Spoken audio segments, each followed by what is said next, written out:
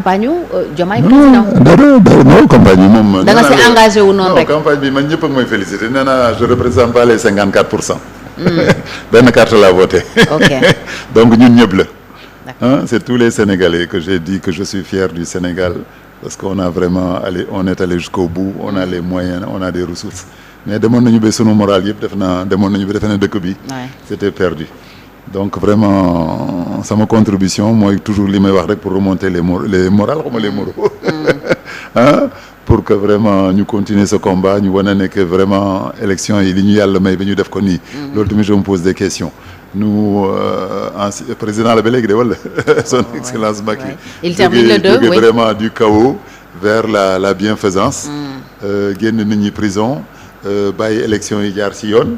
alors que yaa ngi ma doon wax sax da nga lay fekk réunion sax wala fekk la ci rajo ñëw jël la yóbbu la rey ay xale rey ay nit et d'un seul coup il revient xawma nag ni koy wax sax la kii joxe cadeau yi Noël nu mu tudd Père Noël bon kooku daal la ñuy wax raison yi man li ma ragal est-ce que menacé wuñ ko ailleurs est-ce que amnistie bi rek doy na est-ce que amul yeneen dëkk parce que am na dëkk yu bari kam ñu jot ay plainte yoo xam ne amnistie mënu ko dindi. ok est-ce que du loolu il y a déjà un dossier au niveau de la Cour pénale internationale. Mais aux États-Unis aussi aux États-Unis ils ont un bureau qui poursuit les exactions sur les êtres humains. et le jeune Fall là ses enfants sont et l'âge Fall mbokkam yaa ngi Amérique. dossier boobu jàppale naa leen ci ba dossier bi mat na. est-ce que amul ñu waxal moom que vraiment bu bëggee jàmm na bàyyi en tout cas c'est du noir au blanc comme ça nii. am na lu ñu ci war a. sa xel dafa tey ci non teyul nga parce que li ñu bëggoon lu baax bi ñëw na parce que am lu baax vraiment bon xel bu tey la mais xel bu baax la quoi. mais sa xel si lan la tey li mu libéré Ousmane Sonko ak Bassirou Diomaye Faye. élection yi am ci jàmm nii ñu am jàmm nii te yow avant boo toogee ci rajo di wax sax ñu jël si la nga loué sa local di def sa réunion ñu ñëw jël si la jël sa parti taj ko. nangu sa récépissé. dissoudre sa parti. te def ratifier waat encore que Pastef n'a pas été radié que Pastef existe bon kooku moom xam naa bon si bu toogee ba génte ne que li may gis leen ci mbedd yi mais ay policiers sax yu ñëw dugg sama biir oto tuggal seen bopp ma defen dañ may jàpp sax ñu ne ma non dañ lay ñaanal. ah oui après élection bi. avant. d'accord oui waaw man ànd naa ak yow ñu conviction bi ma am nii ci noonu kii bi c'est que ça vient de loin. des mamans de 80 ans. mais lan moo indi sa engagement docteur ci wetu Ousmane Sonko. non wetu Sonko Macky j'ai fait mieux que lui. d'accord Macky en 2011 amul lu ma ko defalul. ah oui. Macky la première fois qu'il a parlé de ce pays il a dit à souvent assistance. d'accord boobu lan moo leen boole woon boobu Macky la ñu doon kii la ñu doon dóor ñoom la ñu doon dóor. ñoom Wade temps bi mu nekkee ci opposition Wade def leen li muy def nii bon Wade n'a pas fait la même chose. mais Wade a fait presque ça. bi Diop di dee ñu rey ko. Mamadou Diop bi le maire Dieye ñu di ko dóor cross yi bopp. boobu la ñëw souvent mu fekk ñu ngi faj ce député là bu ñu dóor cross Cheikh Bamba Dieye. waaw foofu la ñëw wax ne dans mon couloir lañ ko jox rajo boobu rajo yi bariwuloon nii malheureusement mais kooku le VAR existe je crois que waa kii 24 ñoo ko war a non nu mu tudd fii Touré nekkoon la rajo Touré bi la Touré nu mu tudd. Touré le président Touré le premier plus grand journaliste du Sénégal la. Babacar Touré. c'était Sud FM. Sud FM def naa ñoo ko interview gote boobu muy wax. ne day continuer FM am lu ñu ko deful on était à la place de l'Obélisque tous les jours pour soigner les gens les blessés de APR ñoo leen daan faj. nga engagé woon ci wetu Macky Sall. non mais c'est que daal kuy xeex rek man kuy xeex contre un système. ba population féete un côté. boobu nag fi mu ñu plairoon mooy bi mu jógee ne Wade na wax Karim mu wax fu mu dugal xaalis bi. ok ngeen koy fàttaliku loolu. d'accord waaw mën nañu ba Karim. mooy après OCI sommet OCI. voilà ngeen fàtte loolu lañ ko dàqee assemblée nationale nekkoon président de l'assemblée ñu dàq ko toroxal ko.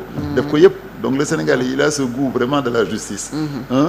ce sens de la justice bi Sénégalais yëpp jógee topp Karim Macky parce qu'il faisait des bonnes choses man ma topp ci. ok c'est ce qu'on a fait kii tamit xale bi jóg na xale bi maanaam xale bi sax président. Ousmane ngeen Sonko baal ma samay maa leen mag nag mais bon noo ko tuddee ay xale. vraiment jóg ngeen yéen a ngi bëgg a yor dëkk bi. bu ngeen jógee nii avec un système en plus un projet et puis c'est là c'est qu'ils ont réfléchi ces gosses là parce que bu dul bon projet. depuis bi ñu ko tëjee Pastef jeexoon na bu yàgg. mais Pastef a marché mieux quand ces deux personnes là sont en prison. vous vous rendez compte. Donc le projet qu'ils ont monté là n'est plus lié à une personne contrairement à ce qu'on a fait dans beaucoup de partis.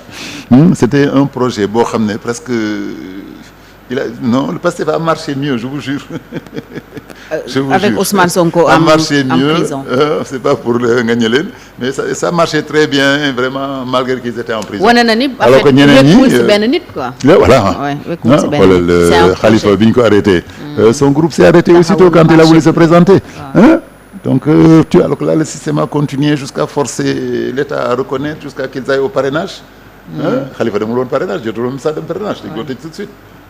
léegi yow lan moo la attiré ci projet Ousmane Sonko bi ba nga am si engagement bi nga si am. Non, projet bi c'est que ça correspond à toutes les aspirations qu'on a eues. ok Madame bu ma ne la da ngay ñibbisi Sénégal tu nekk étranger boo bëggee liggéey fii nekk naa fi médecin am na hôtel yi ñu ma doon tere dugg. ah oui.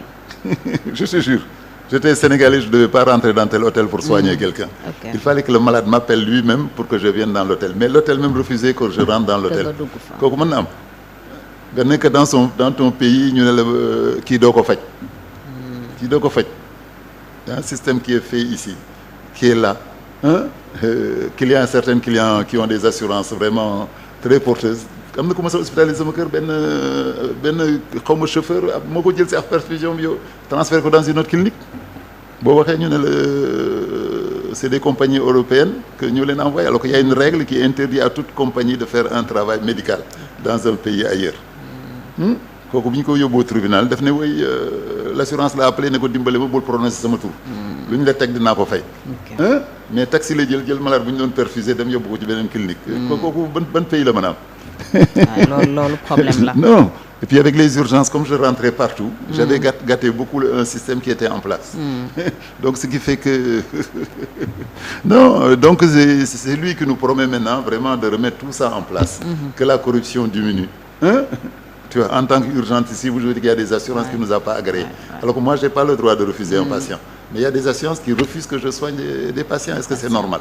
Il y a des lettres partout à l'Assemblée nationale. ñu bañ kii bu ma promettre tey qu'il va mettre un système où tout le monde dans son droit côté fiscal ici connaît mieux que nous il sait bien tout ce qui se passe là-bas comme magouille aux impôts et au domaine sama kër bi ma dëkk ba léegi amaguma kayit bi depuis 36 ans 36 ans chaque fois bu ma demee neexal ma bañ depuis le système de PS ba léegi léegi yow projet bi lan nga ci xaar loo xam ne sénégalais yi war nañ ko ci mun a xaar loolu la jaral engagement bi ba yow jot nga ci sax am ay garde à vue ak yeneen ak yeneen. Bon j'ai fait mon travail sama travail non parce que loolu moo gravoon aussi dans le système boo demee bay respecté tuloo kenn un capitaine de gendarmerie qui dit que cette enquête là ne va nulle part un colonel même Mbengue dafa nekk maintenant de l'autre côté mais Mbengue bu leen fàtte moom la ñu jëkk déshabillé bi mu nekkee Colobane sur le dossier de Adji Sarr tout à fait. Bon après il s'est rangé malheureusement derrière Fall pour faire des choses bon d'accord donc il n'a pas arrêté muy militaire muy colonel muy médecin muy magistrat gis ngeen ni mu mujje son dernier morceau c'était les 7 sages il a voulu même les attaquer donc demoon na bi bàyyiwul kenn mais kooku bu ñu jógulee fu ñu jëm. donc loolu nga gis ne projet bi su ñëwee dina ko changer. mais on avait il fallait respecter au moins même ce qui était là avant même projet bu doon andiwul dara sax. mais li nga xam ne c'était ak yi ñu amoon déjà li ñu amoon ci démocratie qu'on est sûr que au moment déjà le être. mooy ñoom yàgg nañu wax ne président warul bokk parti. déjà tu vois. warul jiite parti démissionné avant de commencer il a démissionné de parti. alors que ce discours. il reste membre mais il n'occupe aucune fonction. 50 fois il a jamais appliqué. Donc vous voyez donc là vraiment c'est des jeunes vraiment qu'on a un espoir que xam nañu ne am nañu dignité ils ont souffert aussi ils ont connu l'injustice. Diomaye quitte la prison pour aller au palais. Les 3 P maa leen ko waaw c'est vrai doon nga ko fi théoriser. Procès égal Diomaye palais présidence. kooku waxoon naa leen ko et c'est Mandela defoon na ko. Donc tout ça on le voyait venir. Et il fallait se battre pour y arriver. Pour mu wat. Donc moo tax ma ne boo ne ma gis nañu engagement ci man li ma ñi may remercier ci nit de partout du monde dafa mel lu man maa demoon élection. danaa leen demuma élection. ban rôle nga joué ci campagne bi. déjà sa amoon nga équipe médicale boo fa yebal. j'ai fait mon rôle normal que j'ai fait une annonce à tous les présidentiables. Que je mettais mes ambulances à leur disposition. Il y avait que 20 000 francs à payer pour dédommager le chauffeur et l'infirmier qui était dans l'ambulance. kon yow 19 candidats yëpp da nga leen joxoon équipe médicale. En tout cas j'ai fait une annonce que ku bëgg na ñëw. d'accord ñan ñoo ñëw. Bon Sonko rek moo ñëw. ñeneen ñi ñëwuñu. Je sais pas si man am na ñu ne ma woon comme il pense que tu fais partie de Pastef mais j'ai pas de carte de Pastef ba léegi nag kooku nag du ko ñëpp xam. mais daan nga takk bracelet docteur. bien sûr mais quand bi affaire yi chauffé bi nga xam ne booy dox sax ñu jàppale il fallait défier quand même ce kon yow défiance moo la dogaloon ci takk bracelet bi. mais bu dama déggoon ne boo takkee bracelet sax ñu tëj la. ñu jàpp la ma takk sama bracelet pour montrer quand même à cette dictature elle ne passera pas sur nous. Donc il fallait quand même des gens d'une certaine notoriété pour montrer au système que li ñuy def baaxul. xale yu ndaw yi jaay gerte nga tëj leen bon tu t'en sors. mais boo jëloon quand même lu tax ñu génne ma la première fois. la première fois lu tax ñu génne ma. L'ordre des médecins s'est levé ça a failli être international ils savent qu'il y a des gens qu'il ne faut pas toucher lu tax ñaari tubaab yi de suñu prison ñoom ñi seen mbokk avocat bi. Juan Branco dès que je viens la petite française là elle n'est pas restée comme tekatu xaw ma lan miin bi ma dem rek am na kenn ku ñëw di faju mu ne ma xàmmee nga ma ne ko noo xàmmewu la man la ñu accusé maa doon teg ay miin ak ay bomb ci kii bi xale boo xam ne mënoo xalaat ne que la famille de la fosse là koo xam ne kenn moo tëb mur de la fosse ñu ñëw fekk la ñoom ñëpp seen famille. un enfant de 4 mois xale yeeg ñëpp ci biir un enfant de 4 mois une fille de 10 ans. récemment la ñu génn d'ailleurs yàggul noonu la famille Bodian. voilà mais c'était des choses horribles que yoo xam ne mais ku nekk nit waxuma la nekk nit rek boo ko nekkee mais war nga fippu lañ koy woy de wala. waaw lébu yi ñun fippu lañ koy wax bañ. loolu rek la woon mais Sonko tegaguma ko loxo tegaguma ko bët. te nee naa la ba léegi gisante wu leen te ngeen bokk cité kër góor gi. dëkkandoo. ay dëkkandoo lañu. sorewu leen. déjà dans le même immeuble Sénégal léegi def nañu ba ñi nga dëkkal sax déjà doo leen xam on est dans le même immeuble avec 3 autres appartements mais. kon yow li ngay def nii ci Ousmane Sonko. ba non ci seen defuma ko ci Sonko defuma Sénégal laa ko def. waaw d'accord mais loolu Sénégal laa ko def samay jarbaat samay doom samay dëkkandoo il fallait que vraiment qu'on puisse tranquille gis nga léegi dëkk bi booy dox sax da ngay sentir ne que y a une autre ambiance. nit ñi dañu feex. tey maa ngi fii ñëw donc bu daan ñëw ay rajo nii dama naa peut-être tey dañ ma jël sama jabar du nelaw bàyyi rajo yi bàyyil télévision yi. tey maa ngi ñëw fii. ñëw en toute tranquillité. D'accord donc ambiance boobu yëpp vraiment il fallait qu'on se batte pour qu'il passe et ça je suis pas le seul. defe naa y a des gens qui sont silencieux. Mais ils se sont battus et au moment moo tax élection boobu c'était vraiment la dernière justice qui nous restait. S'il y avait de l'injustice c'était le seul moyen de rétablir la justice. Parce que là chaque Sénégalais a jugé. A jugé a voté c'était clair. Bon malgré que y a eu des magouilles qu'il voulait faire. Que heureusement ça n'a pas passé. gis nga sama Fouta ñoom mujj joxe seen résultat. dégg ngeen ko. Fouta waaw. 2 jours après. da nga battre campagne. Non pas du tout. Non campagne dans mon cabinet à recevoir les blessés à recevoir les trucs mais non battre ma campagne j'ai pas de carte. ma carte électeur mais fu ñu ma woon quand même dana dem. noo dundee libération Ousmane Sonko ak Bassirou Diomaye Faye daf la bett.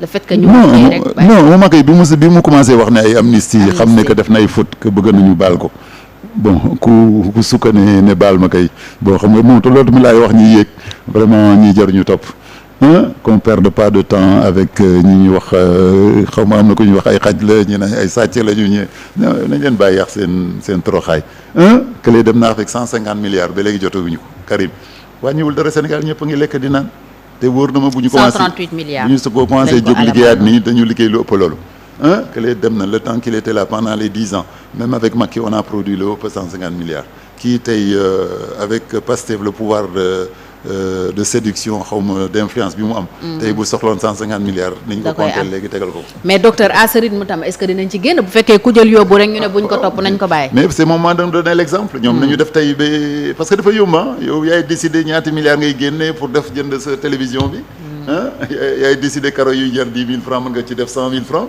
xam nga bu ñëpp mbokk loolu moo tax bu ñëpp xamante bu ñëpp nekkee dans le même baaxul il faut qu'il y ait toujours et ça je crois que je vais continuer commencer naa wax ne que bon ne ngeen ma hôtel bi mu defee kii yom bi mais c'est le moment vraiment d'utiliser les symboles faire une révolution quoi ci yenn bon nee nañu président daana def ay réunion de décentralisation mais moom ay réunion d'actualisation la war a def quels sont les Sénégalais qui sont en train de faire des hôtels quels sont les Sénégalais qui ont des restaurants mu valoriser ko jàppale leen d'accord ñu jàppale gisoo même su kon yow su ma la déggee fépp fu nguur gi fi nekkoon doon dem di fa def ay mbir Diomaye waru fa dem non c'est pas que waru fa dem mais na xool Sénégalais yi muy jiite lu leen di dimbale ba ñu génn ci d'accord boo jëlee exemple beñe dugub bi rek xoola beñe dugub bi Fatou beñe dugub dama rang pour jënd beñe dugub ndaw si ne ma lii yëpp dañ ko commandé mënuma la ci jaay dara.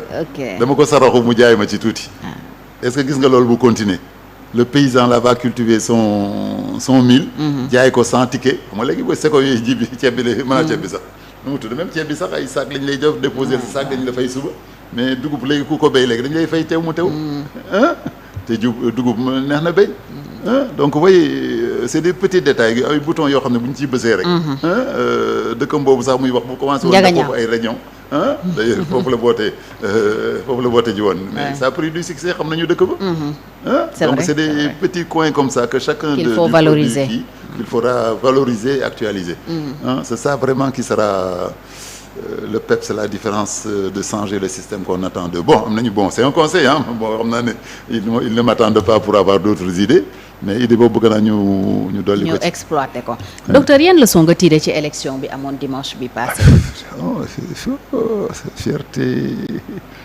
fierté kontaan xam ne Sénégal yi am nañu ressource xam nga ressource mooy ñu dem ba botti xam nga botti yàlla nañ ko saw jikkale ba si kaw ba sa biiru weex ñu fëggale ci suuf nga jugaat taxawaat exemple boobu laa mën a joxe que loolu daal moo ma neex ci Sénégal moo tax mu mën a continuer te li ma doon def yëpp regretté wu ma ci dara laa ci regretté wu ñii tiit tamit naa woy ñun voté wu ñu mbar nanga ma ne leen non na seen xel dal ce gouvernement ça va être le gouvernement de tous les Sénégalais au contraire ñii voté wul sax defe naa foofu lañ nar a gën a jëm sama mbokku tukulóor yi nga xam ne moo ne du bandum lañ doon def mais Prodac bi bu ñu ko récupéré te defe naa dañ ko récupéré 20 milliards yooyu bu ñu ko yóbbee sama booru dex boobu xale yi doon ñëw di voyager di dem feneen dañu toog seen kër di lekk di naan taal seen i moto taal seen i oto di kii loolu moo tax noonu laa leen rassuré parce que am naa dëkk boo xam ne 20 personnes ñoo leen votel donc mais ñu ngi may oo di ma féliciter man leen ne vous inquiétez pas